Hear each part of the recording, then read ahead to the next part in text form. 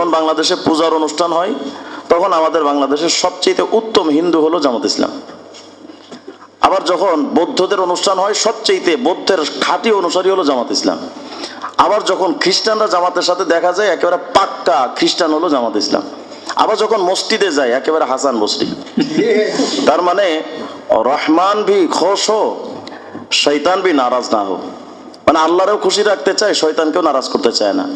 এই যে দ্বিচারিতা, দ্বিপাক্ষিক মেজাজ এবং স্ববিরোধী চেতনা, এটা তাদেরকে দিন দিন ডুবিয়ে ফেলবে। একটু আগে আমাদের আব্দুল ইউসুফ শাহ হুজুর দামাত বারাকাতুল্লাহ হযরতুল্লাহ বলেছেন যে গোলাম গৌস হাজারভি রহিমাহুল্লাহ তিনি পাকিস্তান পার্লামেন্টের 2 বারের মেম্বার ছিলেন। পাকিস্তান পার্লামেন্টে তার উপরে যখন হামলা হয়, তাকে হত্যা করার জন্য হামলা করার চেষ্টা করেছিল, গোলাম গৌস হাজারভি রহমতুল্লাহ হাত কর্তৃত হাত নিয়ে, কাটা জখমি হাত নিয়ে তিনি বলেছিলেন, আমি ওইটা একটু নোটও করে নিয়ে আসছিলাম, এই মওদুদি খমিনি দো ভাই একটা বই আছে উর্দুতে, এই বইয়ের মধ্যে 44-43 নম্বর পৃষ্ঠার মধ্যে আসছে।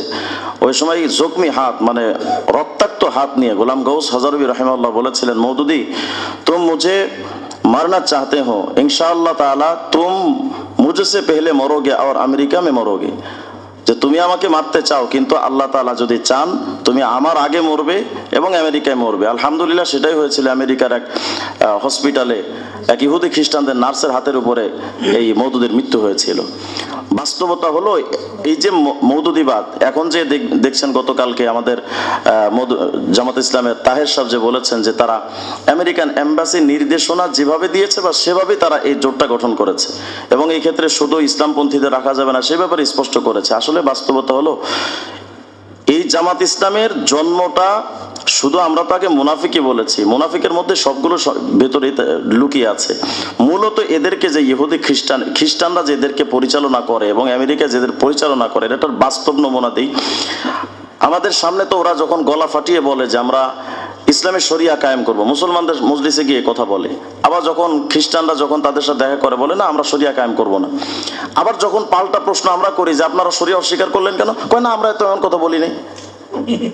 মানে এদের কথাটা শুধু দ্বিপাক্ষিক না, একেবারে ত্রিমুখী কথা।